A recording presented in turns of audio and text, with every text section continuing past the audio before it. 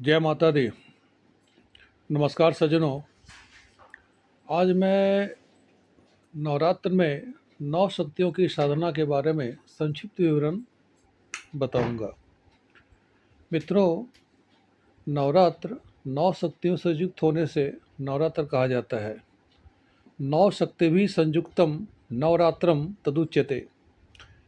इस प्रकार नवरात्र में ज्ञान, कर्म, भक्ति द्वारा नौ शक्तियों से युक्त होते हैं।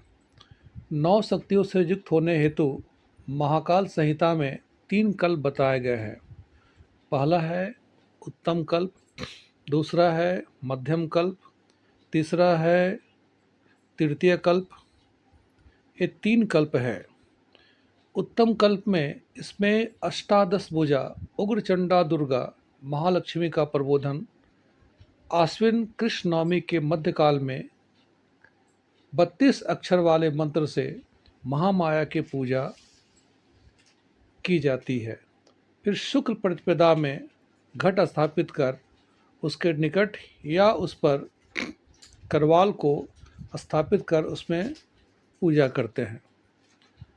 प्रतिदिन 9 दुर्गाओं की पूजा करने का नियम है। इन 9 दुर्गा के नाम इस प्रकार हैं: रुद्रचंडा, प्रचंडा, चंडी, चंडनायिका, चंडा, चंडवती, चंडरूपा, अतिचंडिका, उग्रचंडा।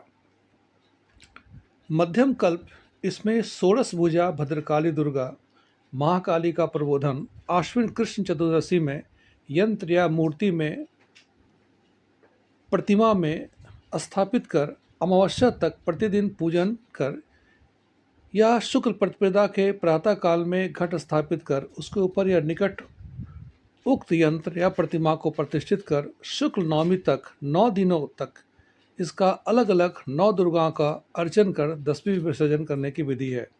इस कल्प में पूजनीय 9 दुर्गा के नाम इस प्रकार हैं: शैलपुत्री, ब्रह्मचारिणी, चंद्रघंटा, कूष्मांडा, स्कंद माता, कात्यायनी, कालरात्रि, महागौरी, सिद्धिदात्री। तीसरा है तृतीय कल्प। इसमें 10 भुजा कात्यायनी दुर्गा महासरस्वती का प्रबोधन आश्विन शुक्ल षष्ठी के सायकाल में बिल्व शाखा में कर शुक्ला सप्तमी में उस शाखा को घर में लाकर स्थापित कर उनका शुक्ला नवमी तक 3 दिनों पर्यंत उनका पूजा अर्चन कर 10वीं में विसर्जन करते हैं। इस कल्प में मध्यम कल्पोक्त 9 दुर्गा का ही पूजन किया जाता है। मध्यम अर्थात भद्रकाली दुर्गा कल्प के संबंध में